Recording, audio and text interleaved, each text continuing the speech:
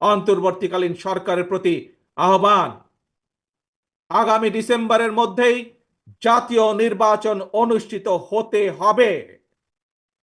আবারও আমরা বলতে চাই, আগামী ডিসেম্বরের মধ্যেও জাতীয় নির্বাচন অনুষ্ঠিত হবে। দেশ চলতে পারে না। এই যে দেখেন মানুষের অনেক কষ্ট হইতেছে। তারে যে আমার নেতাকে উদ্দেশ্য করে বলি, আপনি একটা ফোন দিলে আমার মনে হয় এটা সব সমাধান হয়ে যাবে। আমরা ডক্টর ইউনূস স্যারেতে সময় দেই, উনি আছে আমাদের দেশটা ভালোর জন্য। কেন ওনার যে বয়সে উনি আছে, ওনার টাকার লোভ নাই, উনি আছে আমাদের জন্য ভালো কিছু দেওয়ার জন্য। এবং আমরা যদি এতভাবে না চলি, আমাদের দেশটা আমরা বাঁচাতে পারবো না। আমরা এই সাধারণ মানুষগুলোতে আমরা বাঁচাতে পারবো না। আমি আমার দেশবাসীতে বলি, আমি একজন বিএনপির কর্মী। আমি কর্মী হিসেবে কথা বলতেছি না, আমি আমার দেশের জন্য কথা বলতেছি। আমি আমার দেশটা বাঁচাইতে চাই। কেন এই দেশের মানুষ সাধারণ।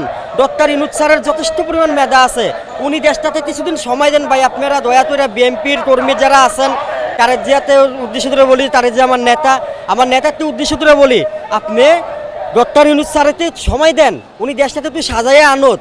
কেন এইভাবে দেশ চলতে পারে না? এই যে দেখেন মানুষের অনেক কষ্ট হইতেছে। কিন্তু এটা যারা অসুস্থ, সেটা একটা গুরুত্বপূর্ণ রাস্তা, নদর ভবনের রাস্তাটা, এই রাস্তা অবরোধ করে এইখানে আন্দোলন করা হচ্ছে।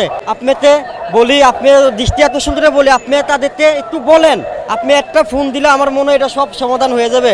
আর ইসরাত ভাই অনেক ভালো মানুষ, ইসরাত রেডিয়ার হবে।